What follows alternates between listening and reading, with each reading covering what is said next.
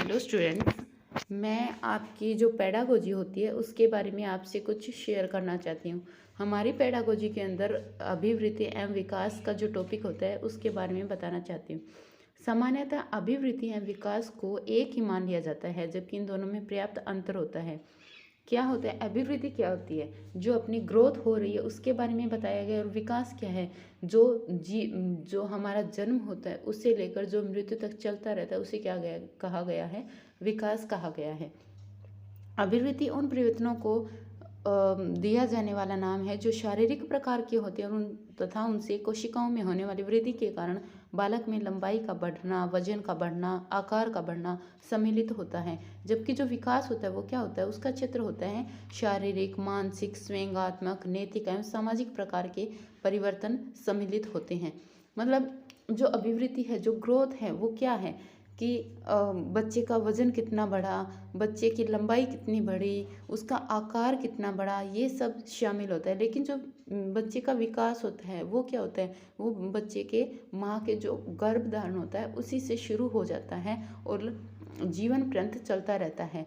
कैसे, देखो एक बच्चा है तो उसका ग्रोथ हो गई, मान लो पता है कि इतनी इसकी हाइट हो गई, एक निश्चित टाइम होता है ना उसका कि इतने साल तक बच्चे की हाइट बढ़ेगी और इसका वजन भी इस हिसाब से होगा। ये अलग बात होती है कि किसी का ज़्यादा किसी का कम, ऐसे कुछ करके होता है। तो ग्रोथ में और अभिवृद्धि में दोनों में अंतर होता है, ठीक है। उसके बाद हम बात करते हैं विकास के सामान्य सिद्धांत। सामान्य सिद्धांत मतलब समान प्रतिमान का सिद्धांत और निरंतरता का सिद्धांत।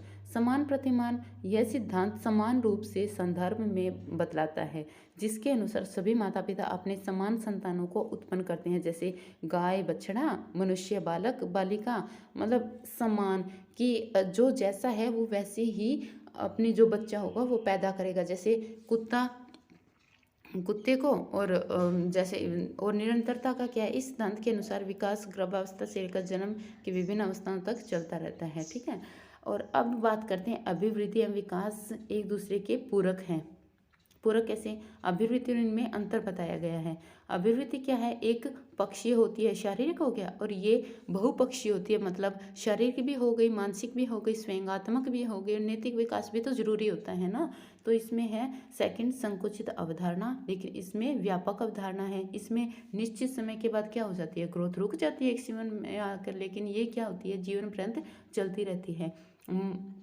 इसका क्या है, मेजरमेंट संभव है, मतलब मापन जो है उसका संभव है, लेकिन विकास का मापन कोई संभव नहीं है। एक प्रेडिक्शन ही कर सकते हैं, मतलब उसको प्रॉपरली माप नहीं सकते ना। इसे मात्रात्मक होती है और ये गुणात्मक मात्रात्मक दोनों होती है। दिशा निर्देशित होती है और दिशा निश्चित होती है।